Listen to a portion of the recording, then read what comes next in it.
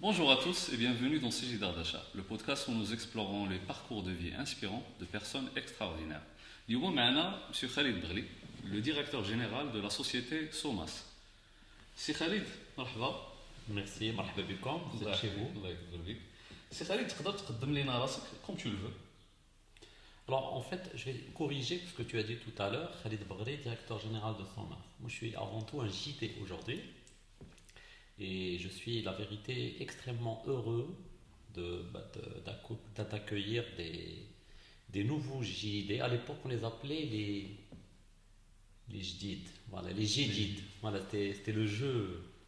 Et donc, je suis très ravi de voir effectivement que le CJD se renouvelle, qu'il y a des nouvelles énergies, une nouvelle dynamique, et ça m'enchante beaucoup de voir de la dynamique JDID. Alors, Khalid Brli, comment je vais me présenter? C'est un magma et un ensemble de beaucoup de personnes et j'ai envie de dire, beaucoup de vies. Effectivement, professionnellement, je suis le DG de la SOMAS, mais beaucoup d'interactions avec beaucoup de monde, notamment énormément d'actions dans le monde associatif, et puis beaucoup de sport aussi ces derniers temps, beaucoup d'actions dans le sport. Voilà, une vie riche avec beaucoup de choses. Comment je peux me définir aussi? En fait, il y a deux mots que j'aime beaucoup utiliser quand je parle de moi. Challenge et construction. Voilà. C'est ces deux mots qui sont importants pour moi. Je suis un homme de challenge, je suis là où il y a de la difficulté, je suis là où il faut pousser un peu plus loin les limites, les barrières, et je suis là quand il y a le désert, quand il n'y a rien, et ce besoin de partir d'un état et construire des choses et faire en sorte que les choses de demain soient beaucoup plus belles, beaucoup plus attrayantes que les choses d'aujourd'hui. Donc, retenez ces deux mots, j'aimerais bien que ça soit ça. خالد تقدر تهضر لنا على الطفولة ديالك et les événements qui ont marqué ta carrière et ta vie. الطفولة صاحبي سيستفتوني بعيد. Enfance tranquille, la vérité. En fait, j'ai envie de dire comme un cadet d'une famille. Généralement, je pense qu'ils ont une vie plus calme que l'aîné. J'en ai aussi l'expérience avec mes enfants. Une vie très calme, studieuse, sérieuse. Envie de dire, j'étais moi et mes frères dans le quartier ceux qui jouaient le moins, qui jouaient quand même, mais qui étaient réputés pour être ceux qui s'installaient au premier rang des classes. Et qui avaient de bonnes notes, qui étaient les premiers de la classe. Et donc voilà, c'était ça, une, une enfance marquée par un papa et une maman qui tenaient absolument à ce qu'on fasse des études et qu'on réussisse nos études. Mon papa, Allah yarhamou, était quelqu'un qui n'avait pas été très loin dans ses études. Et c'était très très très important pour lui qu'on fasse des études et qu'on les réussisse. Et donc voilà, une vie marquée par deux magnifiques personnages qui sont le papa et la maman. دونك تقدر تهضر لنا على السيكتور داكتيفيتي ديالك وعلى سوماس. La SOMAS, c'est Société marocaine de stockage qui opère dans le secteur gazier. Donc, secteur gazier, et puis on va dire secteur gazier, pétrolier et puis énergétique pour faire encore plus large. Un secteur qui est en plein transition, c'est un peu le mot galvaudé qu'on utilise aujourd'hui. C'est un secteur où aujourd'hui il y a beaucoup de challenges. beaucoup de challenges et beaucoup à construire parce que une mutation vers un inconnu. Vraiment, c'est ce que nous sommes en train de vivre aujourd'hui dans le secteur énergétique. Nous savons que nous ne pouvons plus rester avec les ressources d'aujourd'hui parce ils sont limités et puis ils ne sont pas forcément les plus écolos qu'on a sur Terre. Donc on ne peut plus rester avec ces ressources. On a besoin de muter vers des ressources nouvelles et d'utilisation d'énergie nouvelle. Il y a une transition, une mutation, mais nous ne savons pas quelle sera la photo finale. Et tout le monde, est en pleine phase d'imagination de l'avenir et en train de s'y préparer.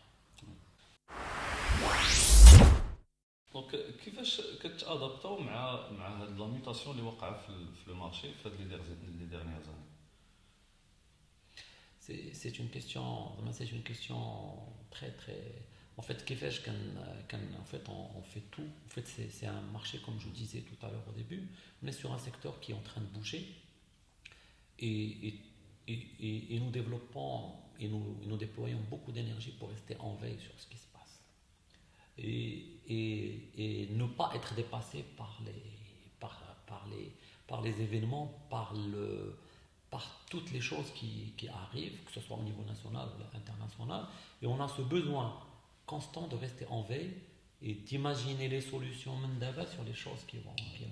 Voilà.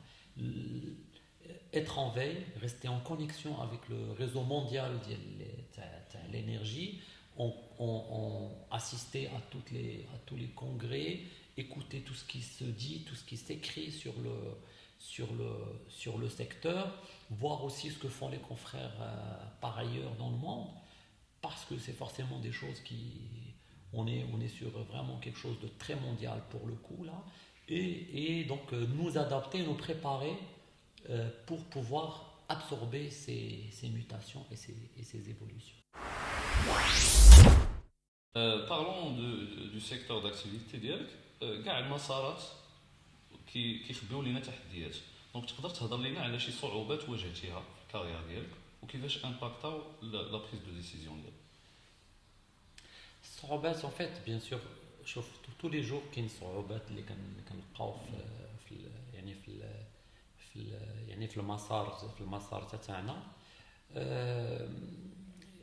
نقدر مثلا نتكلم لك على واحد الصعوبه اللي كانت هي كبيره في الاول ديال المسار تاعي في شركه سوماز.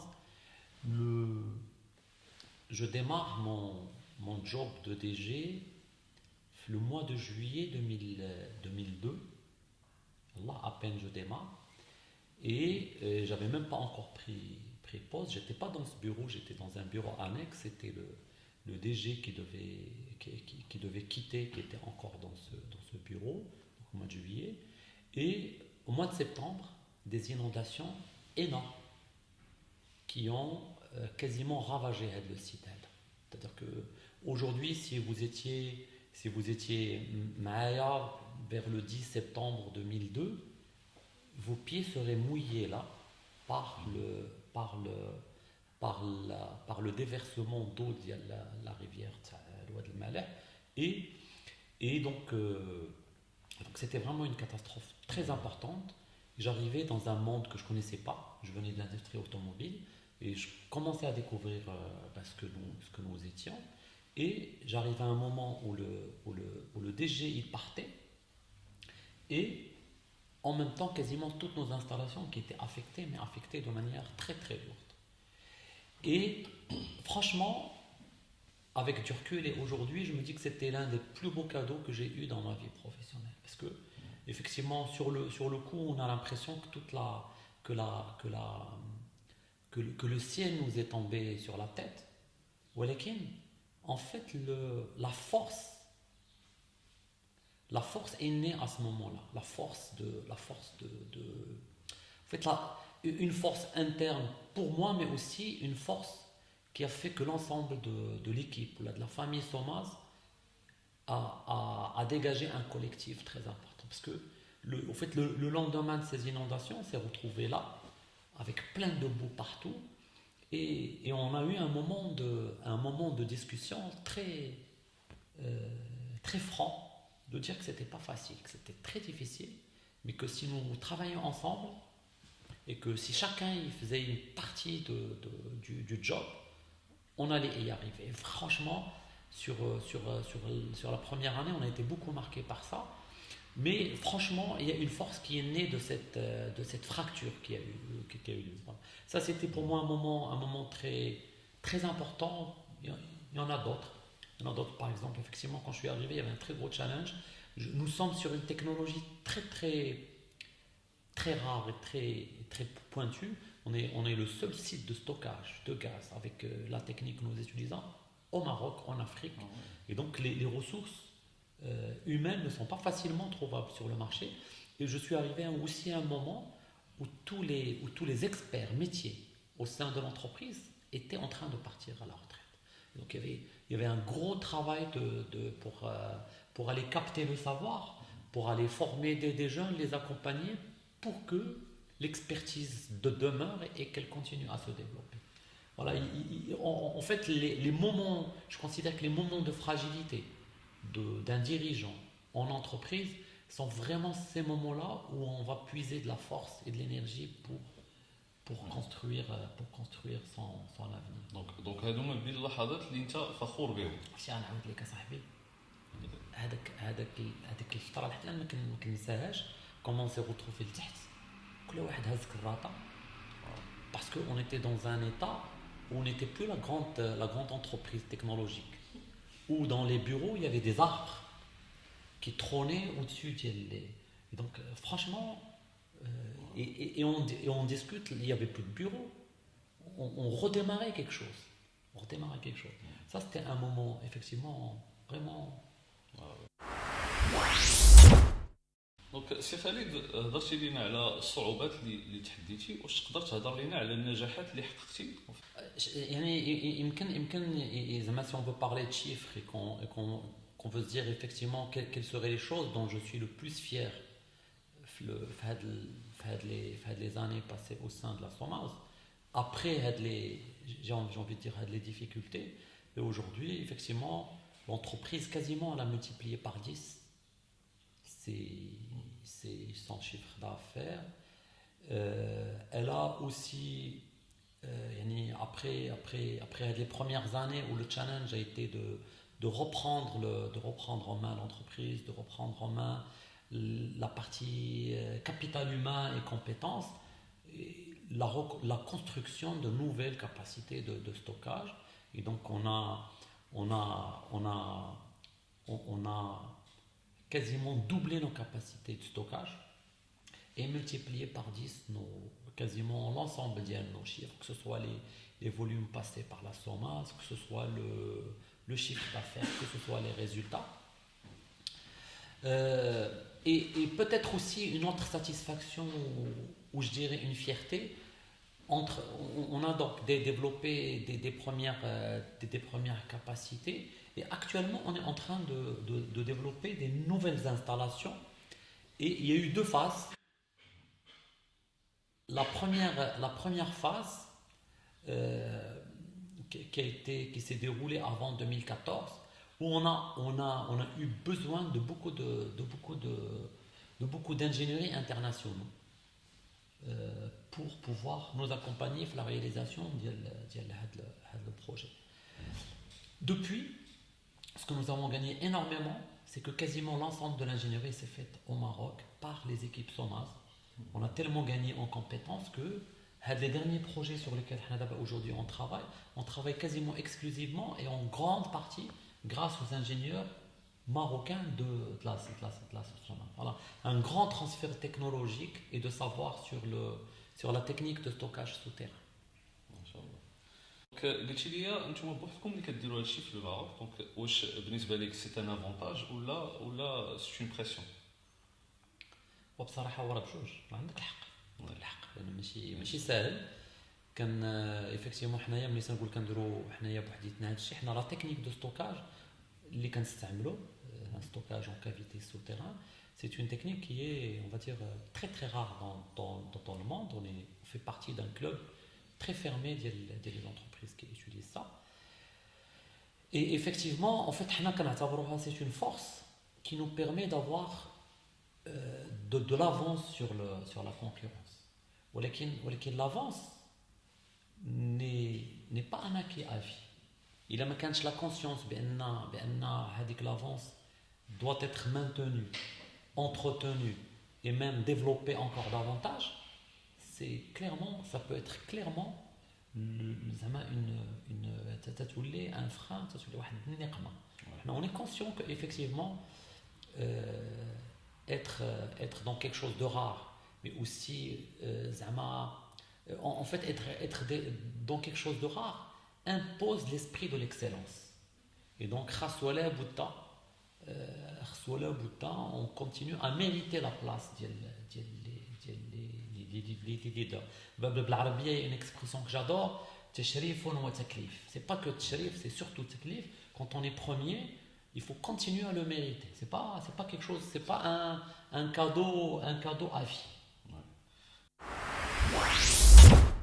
دونك في ظل هذا التكليف كيفاش كتقدر توازن ما بين الحياة ديالك الشخصية والعملية؟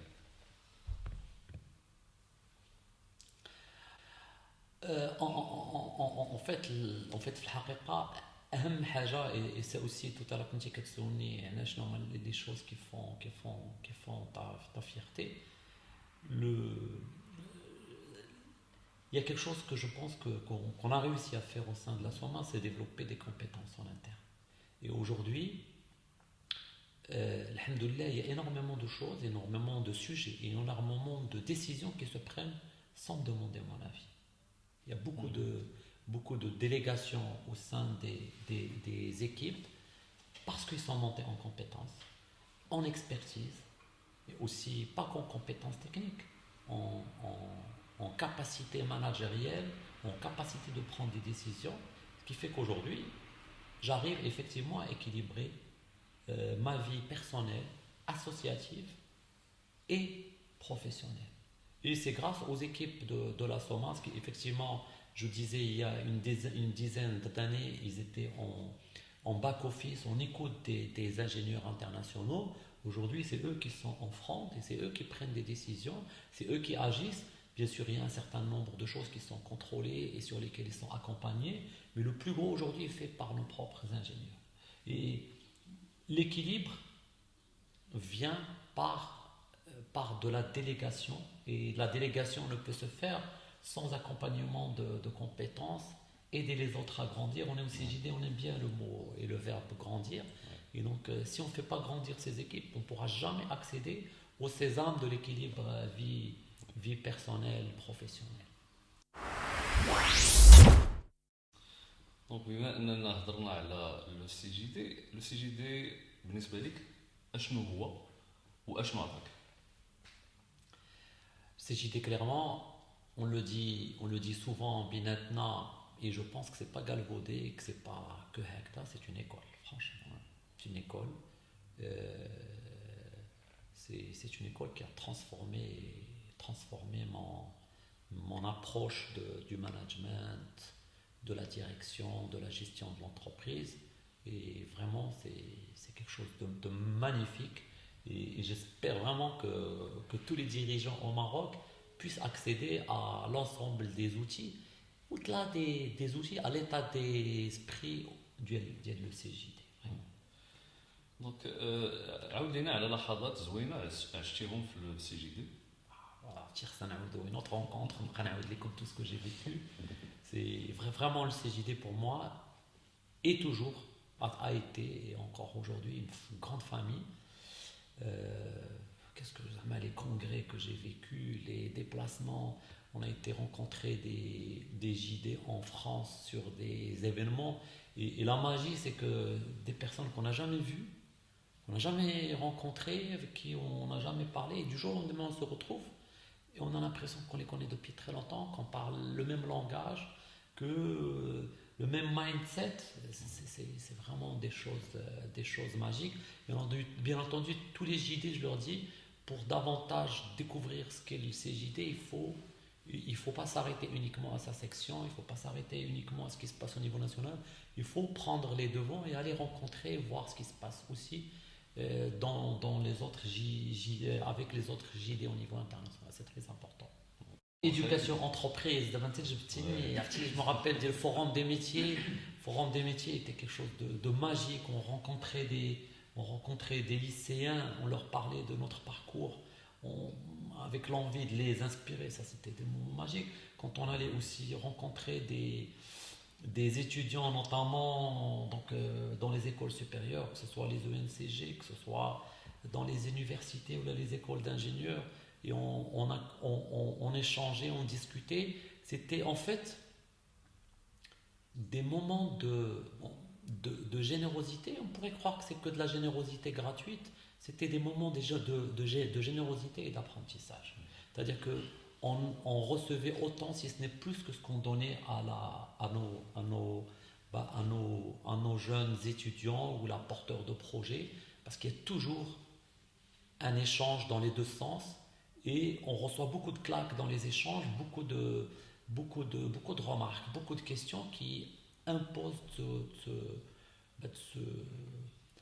se remettre à jour, de se poser des bonnes questions, de se remettre en cause pour avancer. C'est ça le CGD et c'est ça le plaisir du CGD. Exactement. قبل ما نختموا خالد بغيتك تهضر لينا على خالد لو سبورتيف وكيفاش بديتي في لو سبور. Khalid, le non sportif, d'abord pendant très longtemps. Khalid, le sportif, en fait, le sport, je pense que c'est aussi ce besoin de challenge, je l'ai dit tout à l'heure. Il y a peut-être.